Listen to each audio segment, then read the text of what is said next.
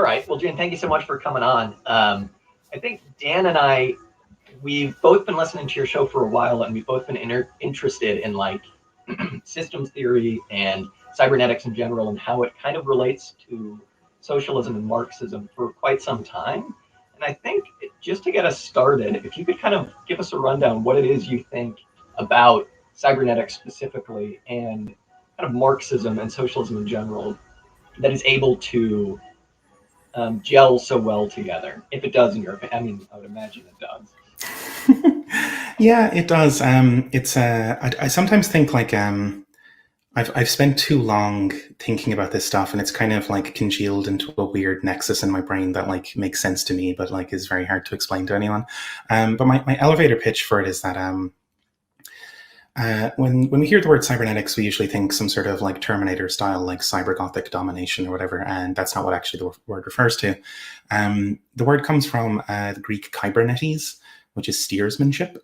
And it was coined, the term was coined by Norbert Wiener in the 50s as he was coming out of like during World War II, he was working on stuff that was based like automated gun turrets and targeting systems for the war effort. And while working on that, he kind of came to the realization that like the only way to make these kind of like automated targeting systems effective was to have them operate on feedback.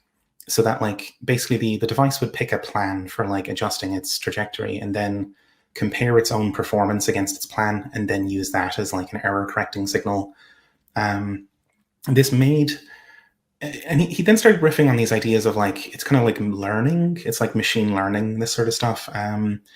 He started tying like feedback in with like how organisms learn. And then he realized, oh, this is actually how brains work, right? That like they use error correcting feedback and it's how a nervous system works, right? That like, which is that's how you get to like the colloquial notion of cybernetics, that like having a robot arm is a cybernetic device because it's like self-correcting and self-guiding. And that's because our arms are self-correcting and self-guiding, right? That like the nervous system uses feedback internally to stabilize its own relation. And so then the reason he used the term steersmanship for this is that it's a kind of field that's all about self-steering goal-directed systems, whether they're organic or mechanical or purely informational and all that sort of stuff. As for the and like then after Norbert Wiener, you get like these elaborations of like Ross Ashby is a guy who was like really into like neuroscience and cybernetics, and then like our favorite person, Stafford Beer, who was like kind of tying all that stuff in with like human social organization and how organizations operate and how they stabilize themselves, how they do goal-directed behavior. And he kind of realized that like you get the same kind of behaviors all the way up from the ground, right? Like a cell is a little kind of cybernetic machine that stabilizes itself in an environment and has these error correcting signals to keep itself going. And then tissues are made up of cells congealed together with, error correcting feedback. And then an organism is made up of many tissues with a nervous system to do error correcting feedback and all that kind of stuff all the way up the chain. And then organizations of organisms, kind of the same principle replicates all the way up. As for like why all that stuff is relevant, it's like, I mean, we're definitely not the first people to realize this. This is actually kind of an old take, but like when you read Marx's Capital, you see a lot of like proto-cybernetics in there. I mean, arguably like Hegel's kind of philosophy is a kind of proto-cybernetics. Like dialectics is a kind of like baby's first systems theory in a way, and so... Can I ask you to expand on that real quick, on what you mean by that, about like how it's kind of origins are in Hegel? Yeah, so I mean, in some ways you can kind of clearly see some of the cyberneticians are kind of riffing on like vague sort of Hegelian notions, but like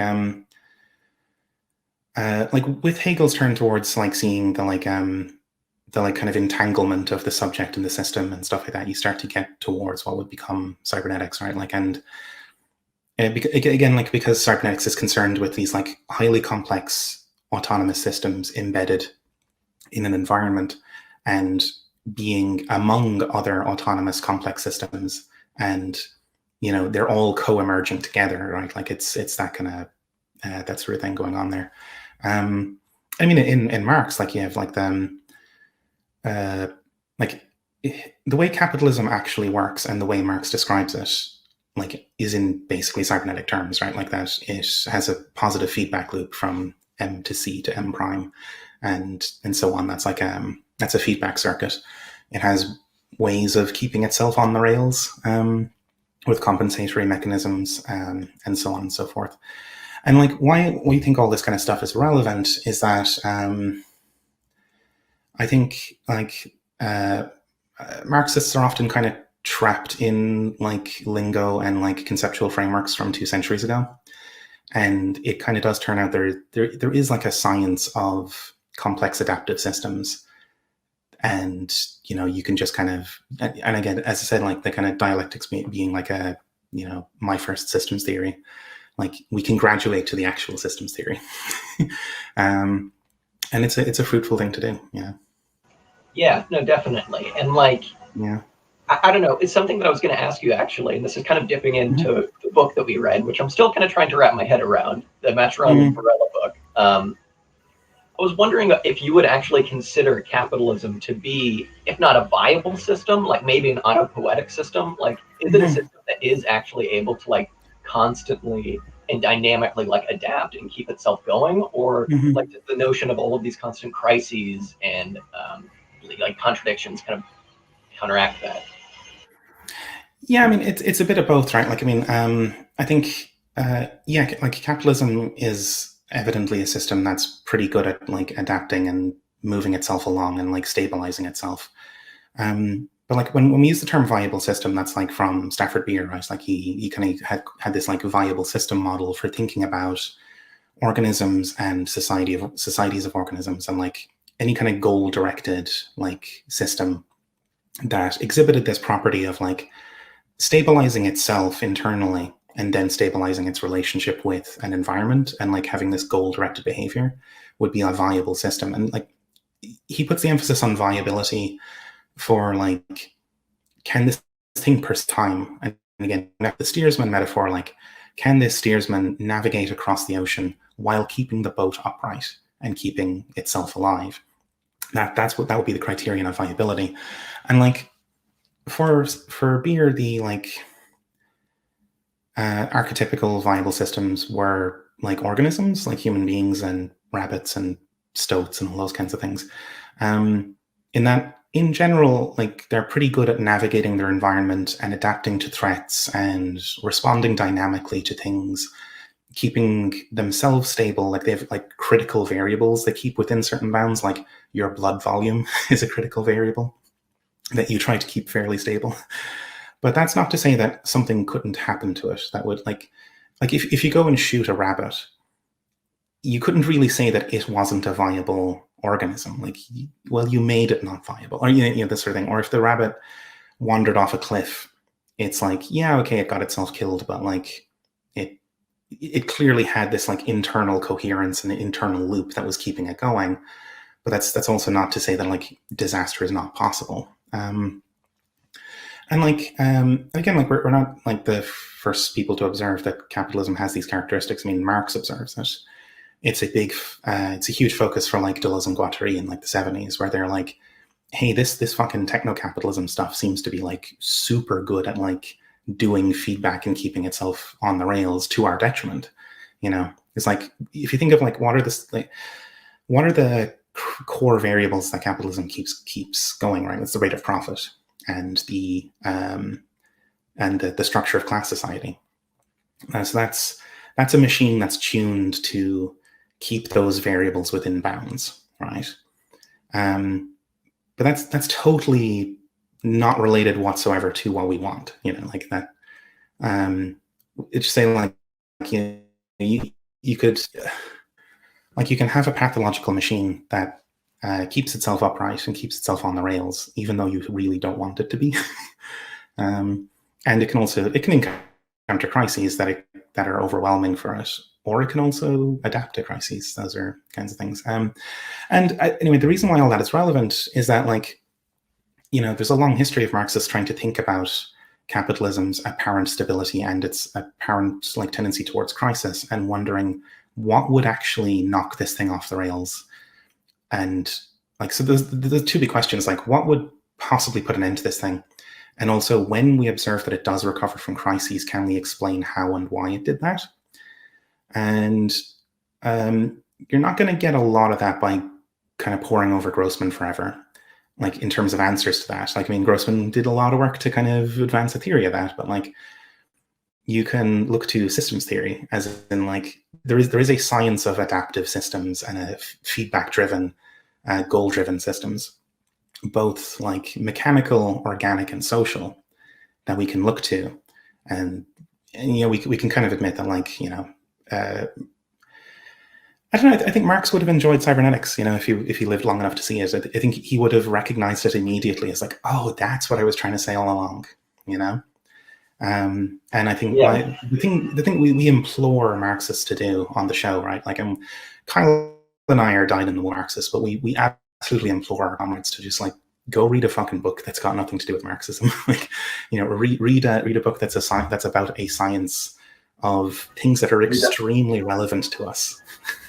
Like this is the most relevant thing in the world, but it's we definitely fall into that category of like, we'd like to expand our reading and our spheres of understanding, but also like find ourselves perhaps by the other podcasts that we interact with kind of funneled into certain spheres of understanding. Yeah, you got to climb out of the gravity well of Marxist reading, Yeah, I'd seen something that you tweeted not too long ago about imploring people to stop reading Kautsky and read some Sun Tzu. I think, is that kind of like what you care about, like just reading something else? Well, we had just finished recording the last of the John Boyd series, which is like military strategy stuff, and like John Boyd was hugely influenced by Schwanze, and like it's a real short TLDR on that is that like there's a certain style of like relating to conflict that is like pervasive for a lot of history. But before that, like that's the like really bad way of doing conflict. And then before that, you have Schwanze, who got it completely right. And then afterwards, you have like Blitzkrieg onwards, which is like also starts to get it right again. But that a lot of the way people think about conflict, not just in terms of like actual military stuff, but like the way people, Jesus, even socialists model conflict, is actually kind of rooted in this like bad period of theorizing. Like Clausewitz and stuff like that. Clausewitz, yes, it's the Clausewitzian sort of thing, which is just totally nonsensical and horseshit. Like, and like, I mean, even down to things like our a lot of our political parties are kind of modeled on the I mean, especially like the Leninist stuff is modeled on like the Prussian staff model of like military leadership, which is just totally invalid. Like it didn't even work at the time, and it's our way of thinking about conflict is all stuck in this like Clausewitzian mindset. And we're like perpetually like at least a half a century out of date in our way of thinking about things. So like when I was buzzing after finishing that recording, I was like, God damn it, like it's like put this shit down, go read some Schwanze or something, it's like, I don't know, I like being inflammatory like that. I mean, I have another kind of line that I keep repeating to people, that like most socialists would be better off reading about thermodynamics than almost any like left theory. Like it would be a better like foundation for your understanding of the world, Yeah, but could you expand on that? Because like you do see a lot of people now in what Marxist organizations exist, either just attempting to rehash or just like rehashing ideas that like, hey, maybe actually didn't work. So expand on what you mean by like reading science. Yeah, because I mean,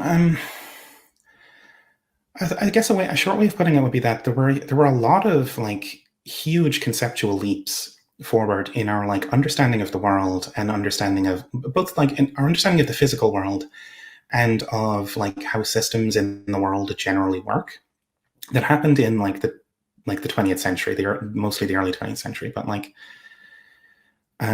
because a lot of our kind of like our favorite boys all kind of had their time before that ever became apparent, we kind of miss out on stuff, or well, let's just say that they missed out on stuff that then we miss out on because we're just not paying attention to it. And like, I'm talking about kind of basic stuff like concepts like entropy and like the understanding of how energy actually works in the world, and like, which I mean that was around like the early moments that were kind of around for like Marx's time, because like it's with the development of steam engines and stuff that people start really studying that kind of thing. But like a lot of those lessons hadn't been fully absorbed. I mean, they usually aren't for at least a generation afterwards, right? Information theory is a huge thing that just doesn't usually show up in the stuff. And again, like if Marx had just lived forever, like if he was some sort of vampire, I think he would have been all over information theory as soon as it landed. You know, he would have been devouring the like Shannon papers immediately as soon as they landed. You know. So I think like we should be doing as like if we intend to change the world for the better, which we do, right? Like let's just say we're all on the same page there, right? It behooves us to like actually understand the world, actually understand what human beings are, understand what organisms are, understand what energy and information systems are, understand what societies are, and you know, I mean, we can also then apply a kind of a nice layer of frosting of our good old dialectics and our kind of like political economy on top of that kind of understanding. But like, I don't know, there's basic science stuff that we probably need to be paying more attention to, because it can inform action more than a lot of the stuff we usually read does, you know? Yeah. I really found your conversations on John Boyd and conflict as really enlightening. Because when you're talking about Clausewitz and stuff, it's just this like have more force, hit place with less force, and win because you have more force. It's like, oh wow, that might have worked up to a certain point, but like, is that really what we're expecting in some sort of like transitionary phase? I think like maybe going off of that, like, go ahead. Yeah, like I mean, you say that in jest, like, is that what we actually expect of a transitionary phase? And the kind of upsetting answer is that for a lot of people, kind of yes. As in, like, their kind of understanding of these things is actually that poor. You know, well, that's my like would kind that of be too, right? Like, how horrible would that be if it was? It would just be like, oh, okay, the world's over now. Yeah. You're like, and like to clarify for the listeners, the distinction we're talking about there is that like the Clausewitzian model of like war and conflict is basically identify the enemy's center of gravity, like their fortresses and stuff, and then just fucking throw everything at the wall. Just like treat your forces as if they're just like a fucking 3D printer that like emits people and weapons, and just fucking shove all that shit at them until they're completely destroyed. And not only is this actually a really, in retrospect, a really bad way to strategize, it also, like that mode of thinking generated the like horrific massacres of World War I and II and such, right? That like this, it's a really bad model.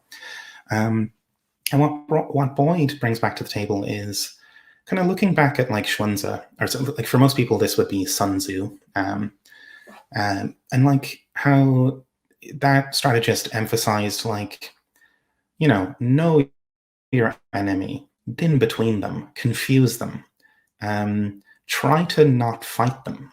You know, like those classic sort of aphorisms like, the best victory is when you don't even fight them at all. Like you never fire a damn shot. You just confuse them into like making them fall apart on their own time.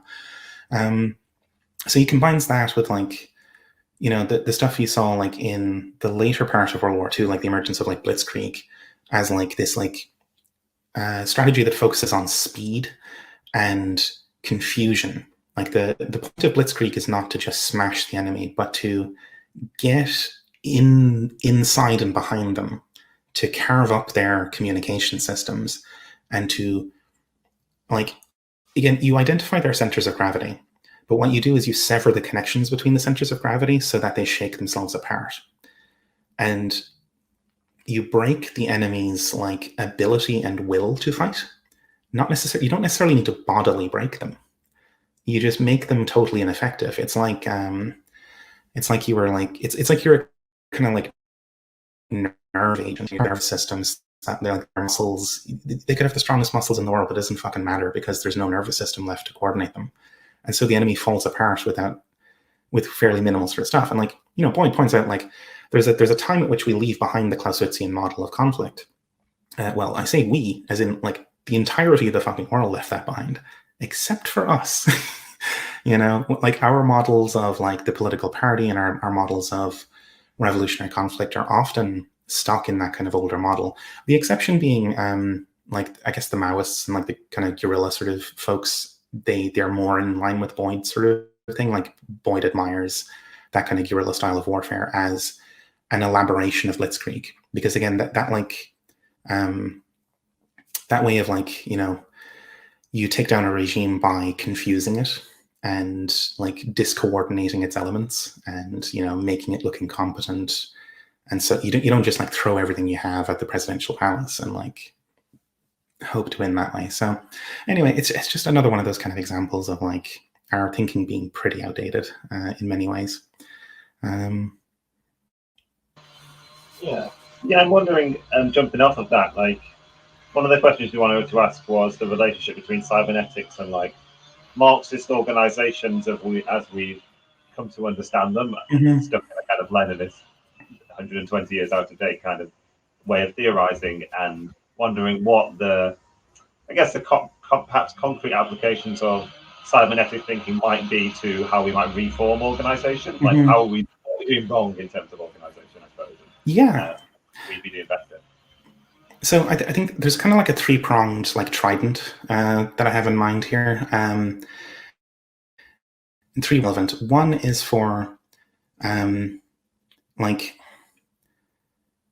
again, if you want to like change the world for the better, like you want to make an actually better society, one, and especially as Marxists, like we focus on like production and like the production of life and its preconditions as a major thing. Like I think this is, for me, what kind of distinguishes Marxist thought from like my other sort of like favorite stuff like anarchism or whatever, is that like we have this quite serious concern for like how do we actually live like in this future society? Like what are the ways you coordinate production? And so I think cybernetics is essential there, in that you get blueprints for a bottom-up like distributed planning system that avoids a lot of the kind of problems that we had with both the sort of anarchy of the market and the problems that we had with centralized planning. Basically, like if you read, again, shortcutting it for the listeners, like just take it on faith that like a smart guy called Stafford Beer basically worked it all out and we're good to go, more or less. So that's super relevant for like being able to pitch like what does a kind of maximally liberated like society look like, but also that it doesn't look like anarcho-primitivism or something where like you get maximum liberation by just collapse. It's like, no, we take production seriously. We take the coordination of human activity seriously. And again, coordination, cybernetics, you know, these are all deeply linked kind of concepts. So that's the forward-looking kind of planning aspect of it. Like we have a proposal for how you could structure a society to be like it would not have the value form. It wouldn't have markets. It wouldn't have any of that kind of shit. But it would also still be like a highly technical society with adequate cooperation and coordination of systems. So we won't be like, you know, scrambling through atomic rubble looking for food for the rest of our days. The second leg then is we're clearly up against a system that is cybernetic in nature, and that it is composed of these tight feedback loops that, like a gyroscope, they keep it sitting upright, or like a bicycle. You know, the way it spins is what keeps it upright. And it gives, like, basically you can kind of do this whole like combative thing of like studying how the enemy system works and identifying its weak points. So much like, you know, a biologist would be able to identify the best way to kill an elephant. You know, it's like if you know elephants really well, you know probably how to take them down pretty well. And that's always going to be relevant for the kind of task of actually doing revolution. Those two tie together though as well, right? Because like a revolutionary transition would always have this problem of like, how do you maintain steam for a revolutionary transition and actually complete the task of dismantling the other system whilst not starving to death? because you're always running this huge risk that like if your coordinated activities are too disruptive, you could just completely collapse your like, you know, food and material production supply in a way that would generate reaction, right? Because this is a thing you see quite a few times when things get really hairy, is when people start to kind of get kind of hungry, they go, God almighty, we got to get rid of these fucking anarchists, you know. this isn't working out. So I think that those two prongs are kind of actually tied together in a way, because like you could start to figure out how you do this transition well. And then the third prong is for our internal organizations, right? Like if we are concerned with, again, if we want to create this like emancipated, like highly democratic kind of horizontal kind of society out the back end, we can't do Leninism to get there. Like the kind of centralized autocratic kind of control of our political organizations it's for one thing ineffective, but it's also political cyanide in that, you know, I mean, we're all familiar with it, right? Like you get the spiel from Marxists, whatever, and it's like, oh yeah, we're going to have this like, you know, wonderful kind of free kind of collaborative democratic kind of process at the end. But then you go along to their meetings and it's just these fucking dickheads who run the show, and like there's no actual internal democracy. And then you read the history and it's like, oh yeah, as soon as the Bolsheviks got power, they just like took they took the democratic principles out the back and shot them. And it's like, oh yeah, this is clearly nonsense, right? Like, what reasonable conclusion can anyone possibly come to if that's the evidence they see? So that leaves you with the problem of like, how do you actually organize in a way that is like meaningfully democratic and also effective? Because like, maybe it's just the kind of milieu I kind of came out of, but like, because I was originally kind of more into like anarchist kind of stuff. And I kind of identified a lot of problems with that, even as a dumb 18-year-old. It kind of became evident that like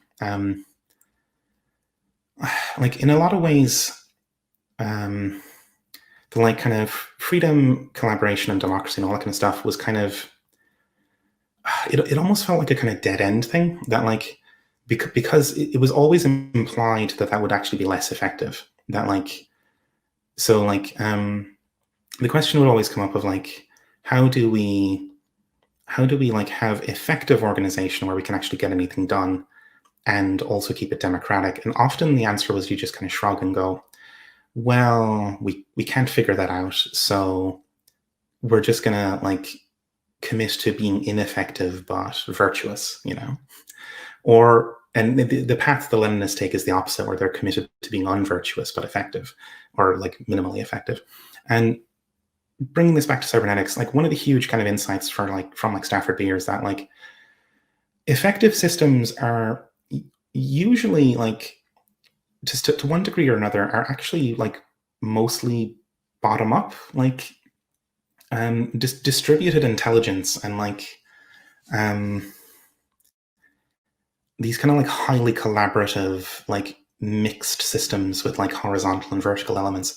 That's actually typical of highly effective organizations. And, you know, in his sort of like theoretical framework, it's not like you're trading off effectiveness for autonomy. Like, in order to be effective, you have to have a lot of autonomy in the system. You need like autonomous units that have enough coordination, like infrastructure to help them be autonomous. Right, so that effectiveness kind of collapses, because for Stafford Beer, if you get one of them right, you'll get the other right, and so that's really something we need to be paying attention to for like as we build our organizations. Like we do actually have some blueprints that, and so like these are like theoretical blueprints that have actually also been validated in practice a good number of times over, and have been studied pretty well, and like it's there, it's confirmed this sort of stuff, it does work, and there's no reason why we shouldn't just pick it up, because it ticks both of the boxes, right? This is how you build effective organizations that preserve autonomy for their component parts and are meaningfully democratic. And so those are the three angles, and it all adds up to a nice tight package, you know. Yeah, one thing I've been really interested in that you just kind of hit on there is like when we've either been doing research about the viable system model or just like anything, especially like second order cybernetics, this idea of like communication as being the kind of vital thing. And it's really been interesting because I feel like the way that you're able to kind of like balance autonomy and effectiveness isn't by just having these autonomous units that's just like, oh, dude, just do your own thing, man. But it's like, no, you actually have to have a really effective, like, I suppose it would be either system two or system, I suppose it would be system two in a way that is just like able to have all of these units, whatever they are, communicate with each other openly and kind of like without restraint. Would you say that's fair? Yeah, I mean, it's certainly getting in that direction, right? Like, I guess, like, for the listeners, like, the trick here is that, like, Beer kind of observed, and again, he's just borrowing his observations from biology and neuroscience, really, but that organisms, highly developed organisms, tend to be made up of autonomous subsystems. So, like, your heart more or less takes care of itself. Your respiratory system takes care of its own business, and so on. Like, muscles kind of all basically run themselves. But they have a nervous system that is this kind of like shared information highway for coordinating, right? That, like, the body is mostly made up of autonomous systems plus this coordination system that helps it to move along. But crucially, like, the brain and the nervous system it's not like they tell exactly when to beat. The heart keeps track of its own beat. And then the nervous system is saying a little bit more, please, a little bit less, please. And like, you also have, like, there's parts of the kind of like nervous system that are like, how to put this? It's like, again, like, so your blood oxygen level is a variable that the whole thing is trying to control for. You don't want too much or too little. But the way it achieves that, like, balance is very emergent, right? Because it's not like, the little Stalin in the brain decides the exact number of oxygen fucking molecules per milligram that are going to be in the blood, and then the 5-year plan kicks in, and then everything fucking sails, right? No, instead you've got like a loop in the nervous system that's saying, give me as much oxygen as possible. And then you've got a counter loop that's saying, no, that shit's poisonous. Like, that shit's fucking toxic. Don't give me too much of it. And the actual level that you get is kind of suspended between those two, like, kind of antagonistic loops that are feeding back on each other. And again, the cybernetics, like the feedback. You've like these two complex systems that are in this kind of dynamic interaction. And the result is the stability of the overall system. But it emerges from the interaction of parts. It's like the stability and the, like, flourishing of the organism is not something that's decided from above. It's something that emerges bottom up and is coordinated collaboratively between these like subsystems of the body. And the same thing happens in the brain, right? Like, in terms of, like, organizing, and I'm going to try to tie this back to, like, what it means for, like, our kind of organizations, right? But, like, if you think of, like, the way the brain processes sensory input, you get this, like, flood of sensory data through all these different channels, and there's parts of the brain that kind of, like, squash it down and, like, make it into more shaped kind of stuff. Like, they reduce the variety of the input, and they funnel it upwards. And then there's, a little subsystem called the amygdala, which goes, oh my God, holy shit, that's a snake, quick, run away. And then there's the hippocampus, which says, no, that's a garden hose. That's fine. We already recognize that. And so you've got this interaction. And then, like, that signal eventually emerges in the conscious mind as, like, oh, I felt a little bit startled there for a second, and I don't know why, but I see a garden hose. This sort of thing. So again, even in the brain, it's like a collaborative thing. You have various systems that are doing specialized things, and the overall result emerges from the interaction of the things. And I mean, sometimes, the amygdala goes fucking ballistic, and, you just get, like, weirdly stressed out for no reason, but you can't articulate why. Or your memory fails, and that's a different sort of thing. Oh, weird. I don't think I have any experience with that. That's strange. No. Might have burnt it out at some point. It's not working anymore. But the emphasis there is on, like, the collaboration and stuff like that. And, like, why is that interesting to us, right? It's in cybernetics, there's this principle called, like, Ashby's law of requisite variety. which states that like a regulator needs approximately as much variety as the situation it's regulating in order to be successful at it. Right. So like a prototypical kind of regulator will be a thermostat. Like, so in general, we refer to these devices as homeostats. They're things that keep something stable, right? They stabilize a situation. And a specific example of a homeostat is a thermostat. And we're all familiar with them. So you've got a little tank of water with a heating element or whatever, and there's a thermostat rigged up and it's set to a certain target temperature. And, you know, if it has a sensor, and if it detects that it's, you know, it has a goal, and if it detects that its performance is actually deviating from the goal, it fires up the heater, or it fires up the cooling unit, or whatever, and tries to bring them back in. And you can imagine how like a shitty thermostat would do a really bad job of that, right?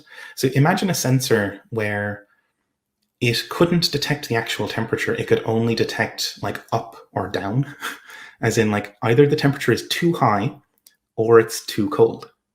And that's like a 1-bit channel, right? And you just like play with it in your head, and it's like, of course that thing would be wildly unstable, because the variety of the regulator is just way too low, and the variety of its communication channels is far too low. Okay, let's get a better one. Let's say it can detect 10°C increments. And it's like, yeah, that's better, but it's still fucking terrible, right? Like, I mean, it can tell between 1°C and 9 degrees. Like, that's fucking dreadful. It would do a better job than the first one, but, you know, it's still not great. And then now say, okay, it can detect them in 1 degree increments, or in like, you know, 1/10 of a degree. And we're into acceptable territory here, because now you can imagine that thing actually performing pretty well at keeping the thing stable. And then you think, well, how would we make this better, right? Like, its communication channels are good. Maybe if it had memory, you know, if it remembered that at about 4 p.m. every day, somebody tends to open a window and the room gets a bit colder, it might be able to remember that and adjust for that, and like predictively fire up the heaters ahead of time and all this sort of stuff. So you can see how adding more of these kind of like capacities brings the regulator up to the level of being able to deal with the thing adequately. So, okay, fine. But like thermostats and like water heaters and this kind of stuff are pretty simple things, right? But like human societies are incredibly complex. Like you think of the sheer variety of that kind of thing, it's actually unachievable. You would need, in order to like compute the state of like all of human society at a given snapshot moment, you would need to convert everything in the universe into a computer in order to compute that state. And by the time you're finished computing it, it would be out of date, right? Like your insight would now be completely irrelevant, because it would have taken so long to do it that the situation would have moved. And also, because you converted the entire world into a computer, you have to model the computer because it's part of the world you're trying to model, right? We get back to the kind of recursive problem. That's the second order cybernetics, right? Like seeing that the observer, the regulator is actually in this trying to regulate. Like the observer is part of the system.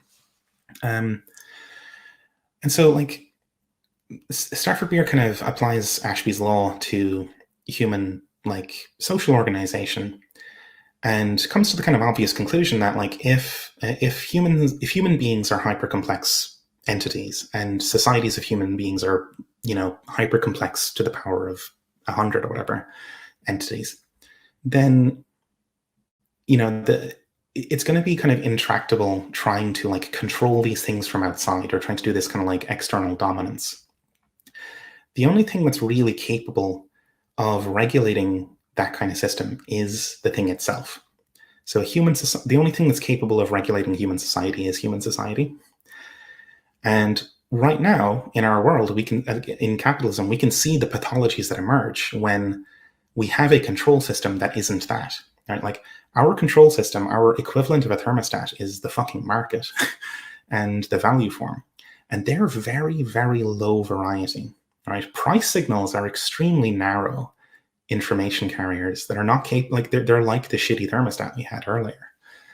They're not sufficient at all to actually regulate things, and we know this, right? Like we're Marxists. We just have to look around and observe this stuff as well. Then that's there. Can I just jump in real quick and say, yeah, sure. like, Dan and I actually kind of came across this recently when it kind of hit us that like we were kind of like trying to come to form an answer to the question of like why is the liberation of the working class the work of the working class itself, right? Like why can it never be something from above, whether that's like a Leninist party or like, you know, some like, I don't know, some other lame thing like the Fabians or something like that. Like, why is it that these don't work? And it is, we realize that it is just like the law of requisite variety, right? It's like, because you just can't regulate something like that. It blew my mind. It's the same with like the party, right? If the party needs to be, if we're going to form a party where like it needs to be made up of, it needs to be representative of society as a whole. It can't be something external to it. It needs to be, and its sort of practice needs to be predicated on its being part of society rather than being outside of and then trying to like control society. Yeah. I feel like the Marxists, like maybe like second international Marxism or the Marxism of Karl Marx sort of knew these sort of cybernetic insights before there was cybernetics kind of, and like the history of Leninism and then Stalinism was kind of like, we've lost these. Yeah, absolutely. Yeah, I think that's definitely on the right track there, right? That like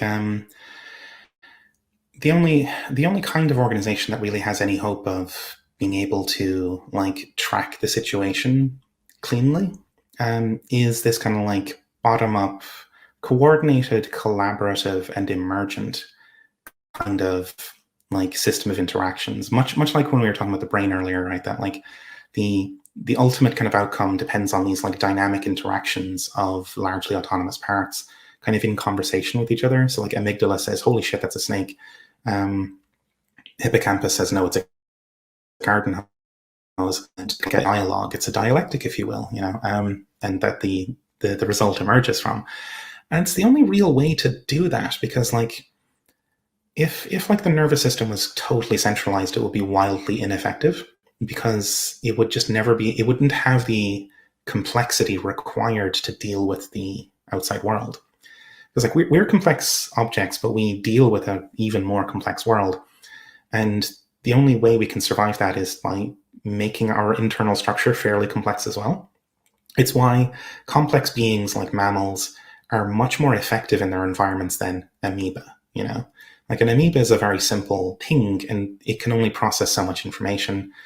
And it's not surprising that something vastly larger and vastly more complex than that would have vastly larger capacities. And all of that is in contrast to the kind of model we often inherit, right? Like where, oh no, like correct action and correct decision-making just happens in one person's brain, as if that one person could ever actually understand in anywhere close to enough of the world to act effectively, you know? It's really laughable when you get into the like information theory, systems theory, cybernetic stuff, and like you start to just realize like these aren't just like political kind of arguments. They're not just like arguments of like preference of how to structure things. They're things you can do a science on and come up with like conclusive like explanations for why that just can't work. Like, you know, if you're a Leninist in this century, you're barking up the wrong fucking tree entirely. And I can prove it with math, motherfuckers, you know? Hey, or the last century. Yeah, I mean, would have still been irrelevant in that century, you know? But the upside is it like, okay, so we can kind of slay our sacred cows and kind of be very disappointed about it and do our little dialectic of defeat sort of sad moping for a while. But then we can come out of it and go, hey, look, fuck it, we do actually have tools that can help us build like going forward, and we can, you know, ground our understanding of human societies and like political organizing, ground that in like solid theory that actually has a hope of working, and experiment, because again, like cybernetics is very experimental. It's one of the principles really that the only way you can find out how something turns out is to do it and to find out that way, you know? Like, so it's in the history of cybernetics, you get a lot of this like really playful sort of like disposition of like, hey, let's run an experiment. Let's smash these two things together and see how they actually interact. And it's like, oh, well, that went well in this way or that way. Use that learning to feed back onto the process. Do a different thing next time. And so, I don't know. Like, I think on the left often we kind of do. We have an experimental mindset, but by accident. Like we kind of we're perpetually disappointed, and we're kind of perpetually sad about how things turn out. And I think with going through a cybernetic lens or just a systems theory lens, we can be more deliberate about that and realize that, like, yes, it is true that we just can't know how things turn out ahead of time. So we have to have this experimental mindset, and we have to be not as surprised when things don't work out and not get quite so depressed about it, and just accept that, like, hey, fuck it, experiments, they can't all be good. Sometimes you get the uranium, sometimes the uranium gets you, and go forward from there. Sounds a bit like we have a theory, but we haven't quite worked out how to test it in a way that proves it correct yet. And maybe we can stop trying to prove that theory right. Yeah. It's all very interesting. I mean, like, I suppose a lot of this just happens to, like, trot sects and stuff, right? Because of the organization, but also just because of how detached everybody is from anything. Like, when you look at all of the, like, strikes and everything that have gone on in America and all over the world, right, because of COVID and everything and working conditions, it's like, well, the left wasn't involved in that at all. It's like, these things are just going to keep happening. It would be nice to kind of, like, slap this organizational structure, I suppose, over the top of it. Like, that kind of brings me on, like, where do we go if we have these, like, organizational blueprints? Like, what is the next step, right? If we have this theory and the movement is clearly there, like, workers are still just being screwed over. So what is next? I mean, my personal kind of disposition is that we just basically forget about the fucking left entirely. Like, all the trots, all the fucking weirdos, just fuck them. Just forget those fucking people ever existed. Like, they're as irrelevant as fucking monarchists in Ireland now. Like, they can have their preferences, but nobody fucking gives a shit, and they're never going to be relevant. Like, there are people in the Republic of Ireland who love the Queen and they're diehard monarchists, and they don't fucking matter because the situation has moved. And this is the thing. Like cybernetics is so often concerned with situations that move, hyper complex situations where we are complex individuals embedded in complex environments. The environment is moving, we are moving, like the steersman on the ocean, and you gotta fucking go with it. So on the upside, like, there does seem to be workers' militancy on the up, somewhat on the up. Like, it's tentative and all that kind of stuff, but, like, go to that, go to where the workers are, go to worker militancy, and don't fucking mention the value forum. Don't fucking mention Trotsky or anyone to them. Just say, like, hey, if you're going to try to unionize your fucking workplace, hey, look, there is some literature on how unions happen and all that kind of stuff, right? Like, we can certainly learn from the past of the workers' movement and the socialist movement. But also, like, hey, if we're going to form, like, an organizing cell for this, like, hey, there's, this viable system model has been applied again and again in practice by, like, co-ops and all kinds of little organizations. It's worked out for them. Let's use this as our, like, organization in the suitcase thing to do that. And especially because the viable system model is recursive. So, like, each unit is made up of it's autonomous units that are coordinated by a kind of nervous system, and then that forms an autonomous unit that you step up to the next level of the ladder, and it forms another layer. So it's ideal for the kind of thing we kind of need to do, where you form teams which eventually cohere into larger units, which eventually cohere into larger units, which cohere into larger units, and that's just going to be so important, right? Like, having the ability to organize effectively, autonomously, and collaborate effectively with other autonomous units, and have the result of that be a kind of higher level coherence that can then cohere effectively with more and more of the same thing. You would get that kind of recursive, like, tree structure of cells of cells of cells, and so on. And that's just going to be so much more effective because it can absorb the variety on the ground. Like, the autonomous units have the ability to deal with their own situations effectively. They have the communications infrastructure and kind of protocols to collaborate effectively with their sibling units. And another big part of the VSM is, like, how the system responds to alarm signals. So, like, again, in the body, the nervous system filters a lot of information coming up from the body through the brainstem, but there's side channels where if something goes badly wrong, an organ just screams and goes, fuck, and there's an alarm signal, and suddenly everything's lit up, and the body is able to coordinate a response to whatever happened. That's something Beer embeds in the VSM as well, right? Like that there has to be ways for the system to respond to alarms and emergent kind of things, and all of that is super relevant for what we're trying to do. Yeah, no, absolutely. You've sold me, June. I'm gonna burn all of my content. I'm gonna say June told me to do it. Yeah, no, there's I don't know. There's still definitely something to be learned from the old literature, but I think we have to approach it very critically, and like go back to this sort of stuff and like take what we can. But I don't know. Like I would almost say that like we should be reading. We should be reading a lot of the Marxist kind of stuff as like basically like forget almost everything that came after Marx. Like just read Marx. It's almost all there and it's solid in there.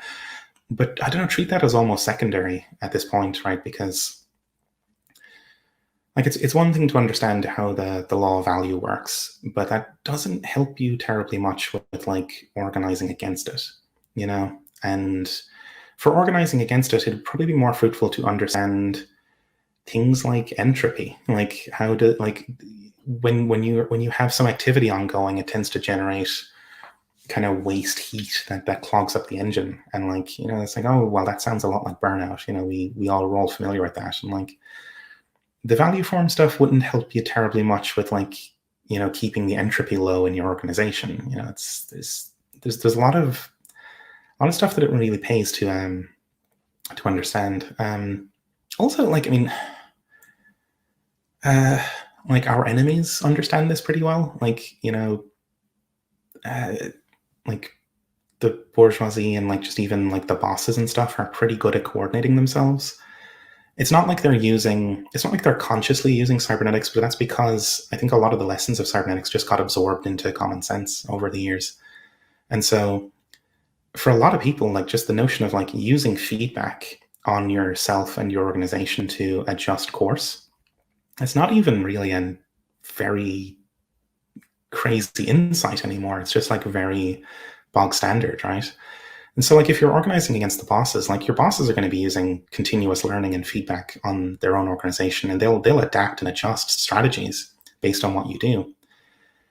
Like we can't afford to not be adaptive, because like again with Ashby's law, right? Like it's like a corollary of Ashby's law that like when you're kind of dealing with two systems, the one with the larger repertoire of actions available to it will tend to win out. So like maybe a way of like giving an example of that is you imagine a game of chess, right? Like the two players have exactly the same repertoire of moves available, presuming they're just the same skill level, right? And so an evenly matched game of chess, it's like a coin toss as who's going to win. You would find it hard to predict who's going to win it. But then you see, okay, match a grandmaster against an amateur.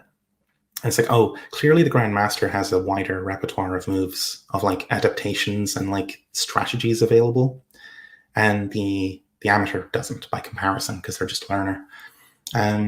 Okay, that's a clear example. Now consider another example where one of the players is allowed to pick strategies and change strategies dynamically, but the other player has to write down their strategy first and then stick to it. And then you can also see how that player would lose almost certainly, right? Like robbing them of that dynamism would make it just like they couldn't possibly win the game. Or another variation would be, this player can't move any of their knights leftward on the board.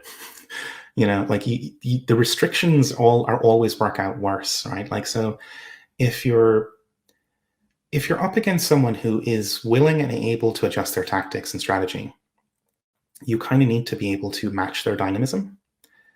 And that sounds bad for us because like, oh, how the fuck are we ever going to match that? But like, remember with the bosses, there's things they'll never do. They'll never undermine their own profits, and they'll never willingly undermine their own power, which means they do have their hands tied in some regards, right? And isn't it interesting that we can get to that realization via like cybernetics, information theory, game theory? That's right. Like we can go the Ashby beer route to get there.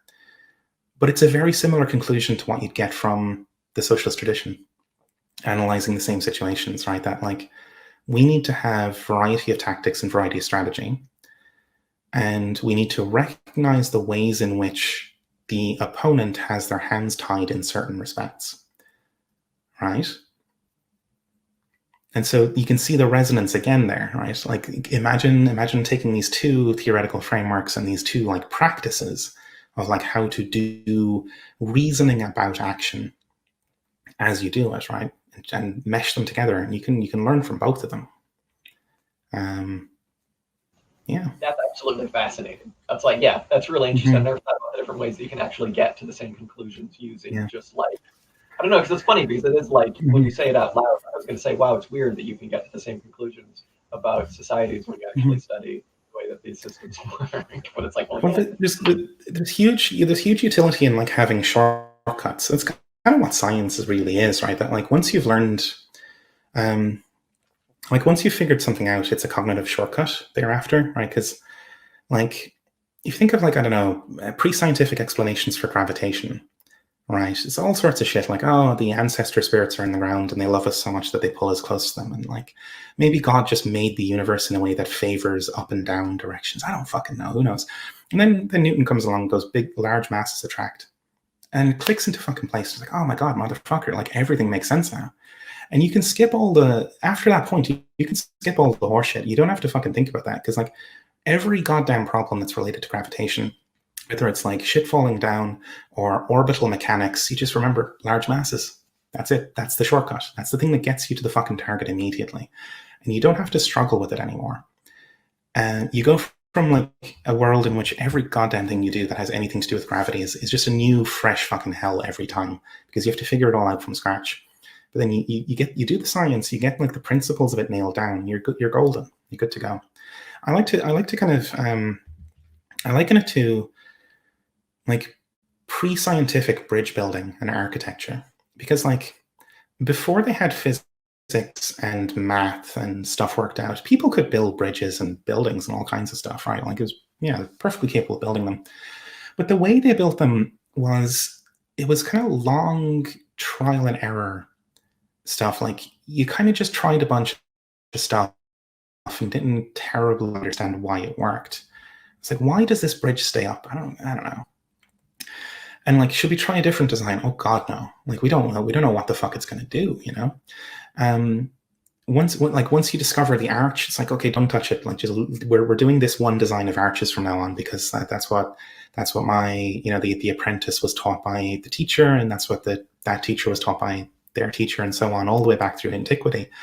And so, yeah, people could build stuff, but it was like a kind of inherited tradition that was just kind of like, it's unsatisfying, right? Like we can get things done, but not very well. And crucially, we couldn't work out ahead of time what was likely to work in practice. And then you get physics, you get math, you get like you get gravitation, you get all these underpinnings that suddenly mean you can design a bridge on paper ahead of time without lifting a fucking finger to put a stone in place. And you can be pretty sure that's going to work or not. And you can point to it and explain why it's not going to work or why it will work. And that saves you so much effort. So post-scientific bridge building, you get the same bridges basically.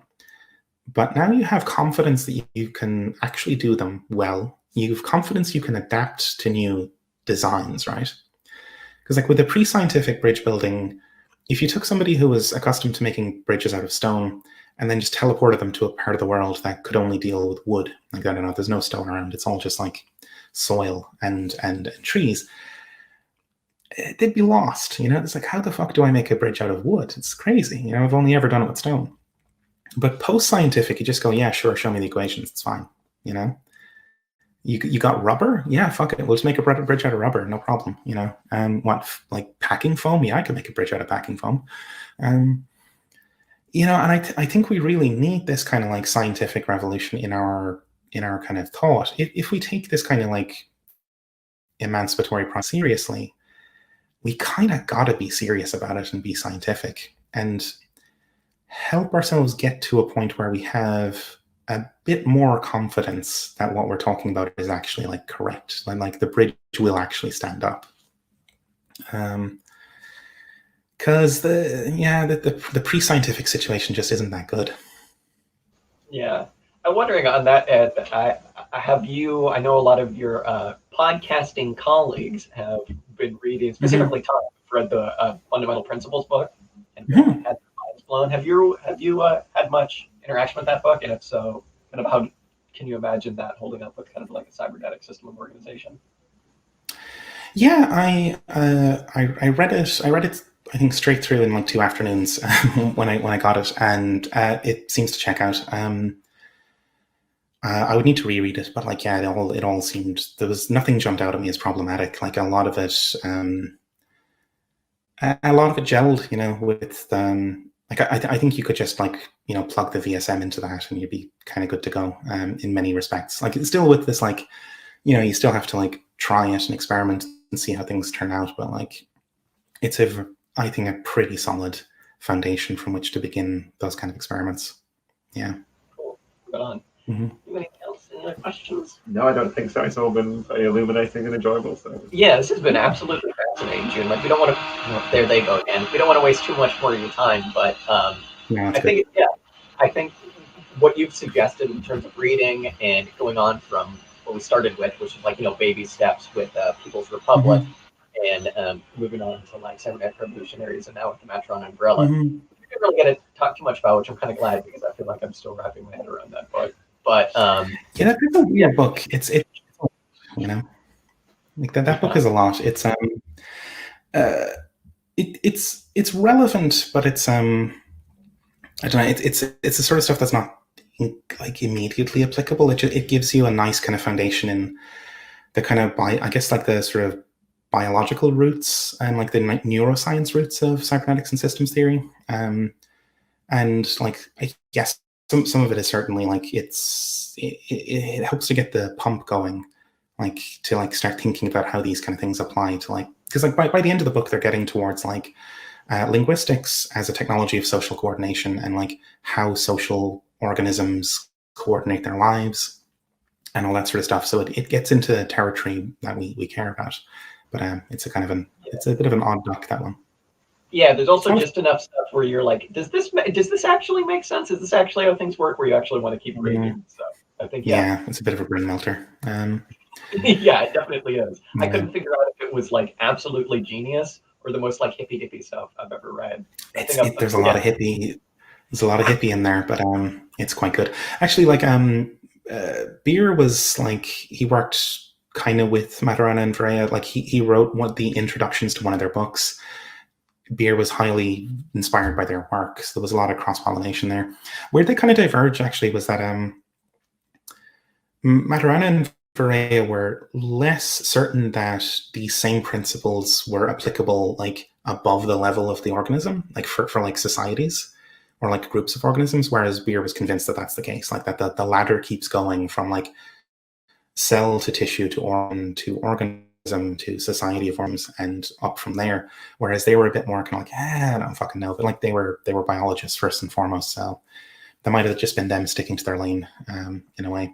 Having said that, like they were happy to publish the introduction that Beer wrote for them, in which he went off on a big tangent about that sort of stuff, so like they didn't object to it. But before your it's a fascinating book. For your audience, I think if anyone's like curious about this stuff, but there's one reading I would definitely recommend. It's Designing Freedom by Stafford Beer. It's a very short little book that it's one which he's pitching the idea that like society's ills could be solved by a revolutionary transformation, like a cyber communist kind of revolution, basically. And it's available free online. If you Google for it, you can get a PDF off of archive.org. Also, it's just a very short little pamphlet anyway. And it's written for a layperson audience. It's not a technical book. So if anyone's curious about where to go on this, I would strongly recommend starting with Designing Freedom as your kind of on-ramp into this stuff. Awesome. Yeah, I think that was one Dan and I we both skimmed before. But I Yeah. think we should actually. Yeah, we should take a proper look at it. There is also a recording of those as lectures, I think, so you can actually Yes. listen to him read it. Maybe it's not, maybe it's abridged or something. But he has a very excellent voice. They are originally lectures, actually. Like it was a lecture series for the CPC, the Massey lectures.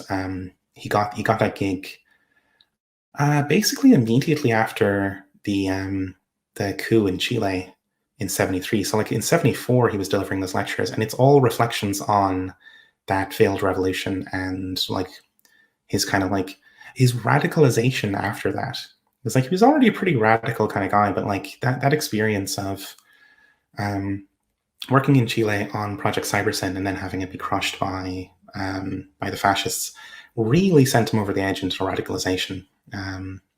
There's a wonderful line from one of those lectures that I absolutely love, where he says, if I'm remembering it correctly, that like every time we hear that a proposal will destroy society as we know it, we should be brave enough to say, "Thank God, at last." Yeah, that kicks so much ass. That's so good. He kicks ass so bad. It's so good in that thing. It's really intense. So yeah, that's my recommendation for the on-ramp. Cool. Well, that's really awesome. I think I've been feeling a little bit of like stagnation and burnout recently for various reasons in terms of like organization and stuff like that, and also just exposure to sects. But I think that this is all extremely refreshing, and it's like, man, all it took was like actually getting out of the like Marxology, like, which is all important, and it's, I don't know, Dan and I are doing for that shit, so like it's great, but yeah.